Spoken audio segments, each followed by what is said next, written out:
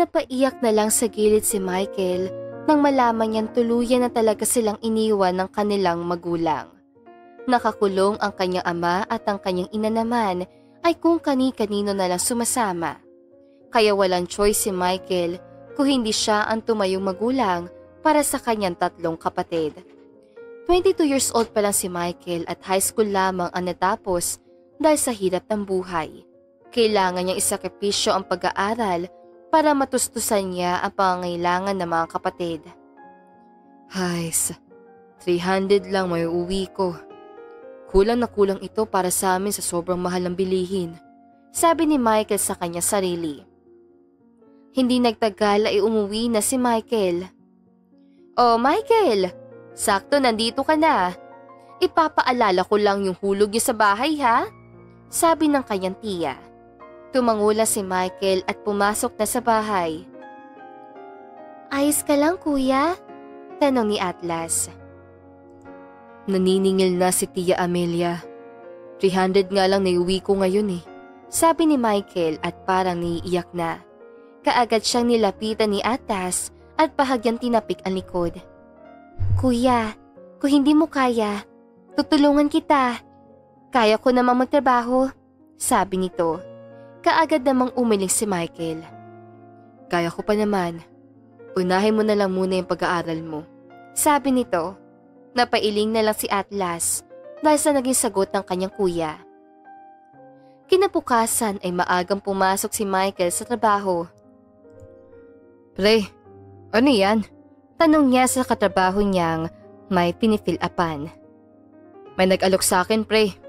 Trabaho sa Japan. Sabi nito, tumangutangula si Michael at hindi na pinansin.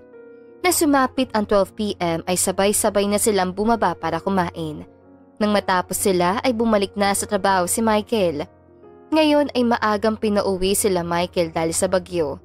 Pagka-uwi niya sa kanilang bahay ay kaagad siyang naglinis ng bahay. Naglagay din siya ng mga gulong sa kanilang bubong para hindi ito tangayin ng hangin. Nang matapos siyang maglinis at gawin pa ang mga gawaing bahay ay nagpahinga na siya. Nagising na lang si Michael dahil na rin sa ingay ng mga kapatid. Oh, nandiyan na pala kayo. Sandali, magluluto na ako, sabi ni Michael. Wag na kuya, tapos na ako magluto, sabi ni Kaloy. Tumangula si Michael at sabay-sabay na silang kumain. Kuya, may pasok ka bukas? Kami kasi suspended ang pasok namin, tanong ni Atlas. Hindi ko pa sigurado eh. Magte-text na lang ako sa amo ko kung meron, sabi ni Michael. Kinabukasan ay nagising na lang sila nang may malakas na bagyo. Gusto mang pumasok ni Michael, ngunit kaagad din siyang pinigilan ng mga kapatid. Sa buong araw na iyon ay nagsama-sama silang masaya at para bang walang problema. Sana palagi na lang ganito, sabi ni Kaloy. Kung pwede lang eh, kaso hindi fair ang mundo sa atin, sagot ni Michael.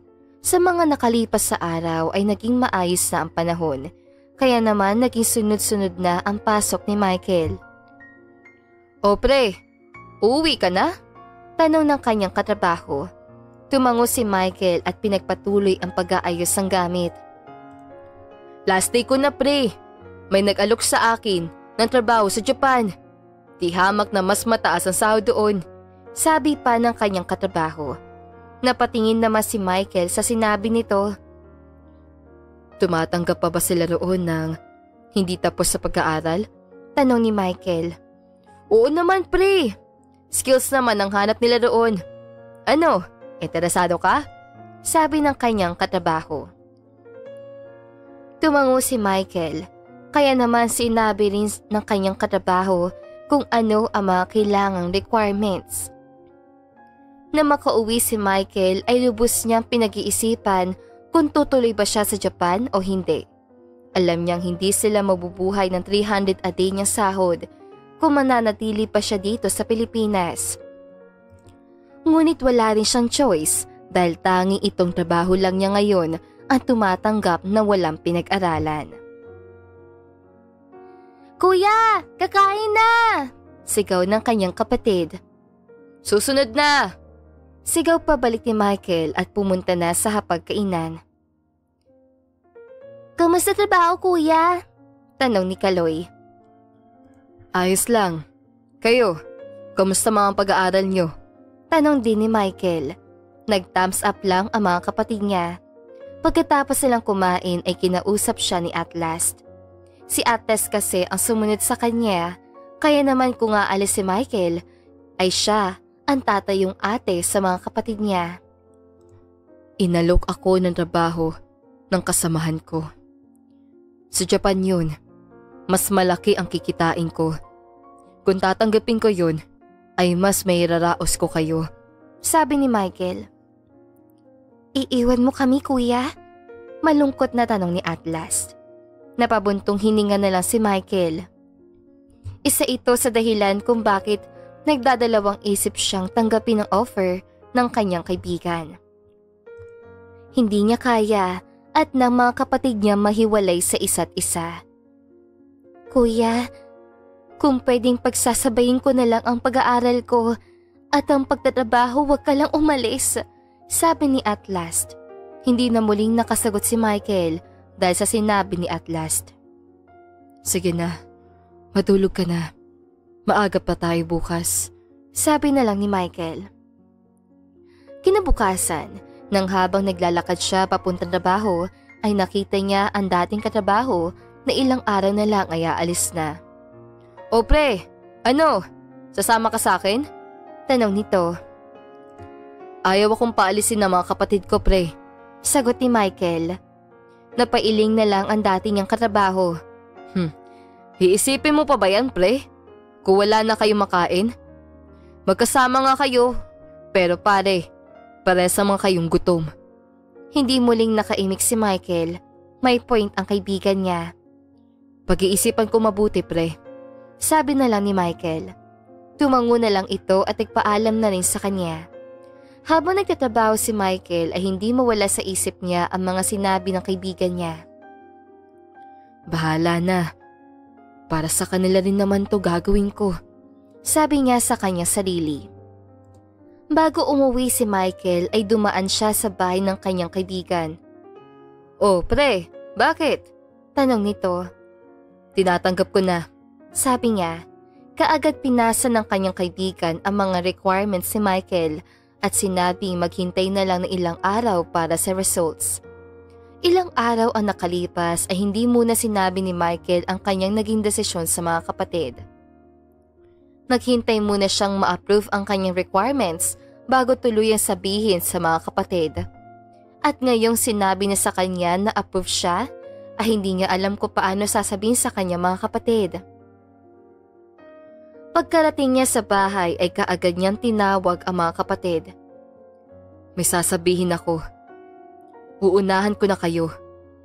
Ginagawa ko ito para may taguyod ko kayo na maayos.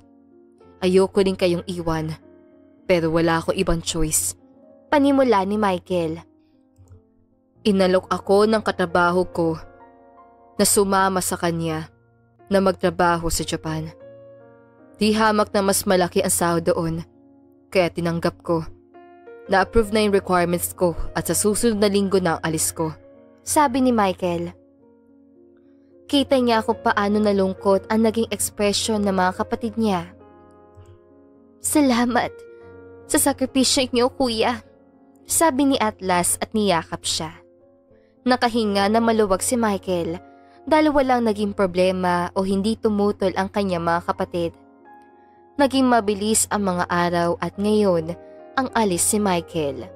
Mas lalong bumigat ang dibdib ni Michael na makita niya kung paano nakasilip ang kanyang mga kapatid sa pinto. Atlas, alagaan mo ang mga kapatid mo ha. At kayong dalawa, huwag maging matigas ang ulo. Pagpapaalala ni Michael. Tumangulang ang mga kapatid niya at hinatid na siya sa sasakyan. Pilit na nilakasan ni Michael ang kanyang loob. Habang nasa eroplano siya, ay hindi niya maiwasang hindi mapaluha dahil ito na yun, wala na talagang atrasan. Nang makarating siya sa Japan, ay kaagad siyang sinundo ng kanyang katrabaho. Kaagad siyang tumawag kay Atlas. "Kuya, kumusta? Nakalapag ka na ba?" Tanong ng kapatid niya. "Oo, kumusta kayo dyan?" Tanong niya. Rinig niya pa kung paano mag-unahan sa telepono ang kanyang mga kapatid para makausap siya. "Kalma lang kayo. Ayos lang ako dito," sagot niya. Nagkwentuhan pa sila pero hindi rin nagtagal ay nagpaalam na siya dahil kailangan na niyang magpahinga dahil first day na niya bukas. Nadagdagan ng kaba sa dibdib ni Michael nang marinig niya kung paano magalit ang isang Hapon. "Huwag kang kabahan, normal lang yan," paalala sa kanya ng kanyang kaibigan. Tumango lang siya at nag-focus na lang sa trabaho. Mahigit 3 oras ang nakalipas ay ramdam na niya ang pagod. Pakiramdam ni Michael ay tila ba ang tagal ng oras dito sa Japan. Nang matapos ang kanyang duty ay tumawag siya kaagad sa kanya mga kapatid. Nagkamustahan lang sila at katulad ng inaasahan ay unang araw pa lang niya rito ay ang dami na kaagad hinihingi ng kanyang mga kapatid. Mahigit 1 linggo ang nakalipas ay nakapagpadala na siya. Hindi naging madali ang unang linggo ni Michael. Bukod sa nag-a-adjust pa siya at pinag-iinitan na siya ng amo niyang Hapon. "Yung bayad sa bahay, tubig at kuryente. Huwag mong kakalimutan, Atlas," paalala niya. Tumango lang si Atlas at nagpaalam na rin. Sa buong 5 taon ni Michael sa Japan, ay iyon na rin ang pinaka-worst na nangyari sa buhay niya. Kung akala niya noon ay ang pag-iwan sa kanila ng kanyang magulang ang pinakamapait na nangyari sa kanya, ngunit hindi. Kapag nakikita siya ng Hapon niyang amo, ay binabato siya ng kung anong madampot nito. At ang mas malala pa ay kapag may nagagawa siyang mali, ay kulang na lang ay bugbugin na siya. Hindi lang pang physical ang ginagawa ng kanyang amo, kung hindi pati na rin ang pagsasabi ng masasakit na salita. Nang matapos ang kanyang contract ay hindi na siya nagdalawang isip pa na umalis sa rito. "Kuya, sigurado ka bang aalis ka na dyan?" Tanong ni Atlas. "Oo, hindi ko na kaya tiisin yung pananakit ng amo ko. Bukod doon, ay nakatapos ka naman na at si Kaloy, si Marlon na lang iraraos ko," sabi ni Michael. "Huwag kang mag-alala kuya, ako na ang bahala kay Marlon. May trabaho naman na ako," sagot ni Atlas. Kaagad nangilid ang luha ni Michael na marinig ang mga sinabi ng kanyang kapatid. "Salamat talaga, Atlas ha. Excited na ako makita kayong muli." Nang makalapag ang eroplano sa Pilipinas, ay halong saya at lungkot ang nararamdaman ni Michael. "Nandito na muli ako, ngunit hindi ko natupad ang pangako ko sa sarili ko," sabi ni Michael sa kanya sarili. "Kuya!" Sigaw ng mga kapatid ni Michael at niyakap siya. Masayang tinignan niya ang kanyang mga kapatid. "Uwi na tayo?" sabi niya dito. Na makauwi sila ay sabay-sabay silang kumain at hindi nagtagal ay inayan nilang lumabas ang kanilang kuya. "Saan ba tayo pupunta?" tanong ni Michael. "Diyan lang sa tabi-tabi kuya," sabi ni Kaloy. Habang naglalakad ay tuloy-tuloy lang sila sa pagkukwentuhan. Anong gagawin natin dito? Mukhang private property to. Baka paalisin tayo na may-ari," sabi ni Michael. "Ang ganda no, kuya?" sabi ni Atlas. "Oo nga eh. Akala ko makakapagpundar din ako ng ganyan. Permanenteng bahay para sa atin at isang sasakyan. Kaso hindi. Pero ayos lang. Ang mahalaga ay nakapagtapos kayo," sabi ni Michael. "Maraming salamat sa sakripisyo mo kuya Kahit na hindi mo naman kami responsibilidad," sabi ni Marlon. "Ano ba kayo? Siyempre akong panganay. Kaya responsibilidad ko kayo," sabi ni Michael. "Tara na. Saan ba tayo pupunta?" Pag-aya ni Michael. Hindi sumagot ang kanya mga kapatid at ngumiti lang. "Bakit niyo akong iningitian?" tanong niya. Para sa'yo talaga yung bahay at kotse na yan, kuya. Lahat ng pinapadala mo at sa mga naging sahod namin ni Kaloy ay dyan napupunta, sabi ni Atlas na nagpa-emosyonal sa kanilang tatlo. Kulang na kulang pa yan sa lahat ng sakripisyo at paghihirap mo, kuya, sabi naman ni Kaloy at niyakap pa ang kanyang kuya. Salamat. Lahat ng paghihirap ko ay worth it. Dahil napalaki ko kayo ng ganito. Emosyonal na sagot ni Michael. Tara na, pasok na tayo, kuya. Noong nakaraan ka pa hinihintay ng bahay mo, sabi ni Atlas. Habang papasok sila sa bahay, ay hindi pa rin makapaniwala si Michael. Tila ba lahat ng paghihirap niya sa ibang bansa ay nasuklian. Hindi man diretsyong galing sa kanya, ngunit sa kanila ng mga kapatid niya. At dito na nga po nagtatapos ang magandang istoryang ito. Maraming salamat mga kakwentuhan!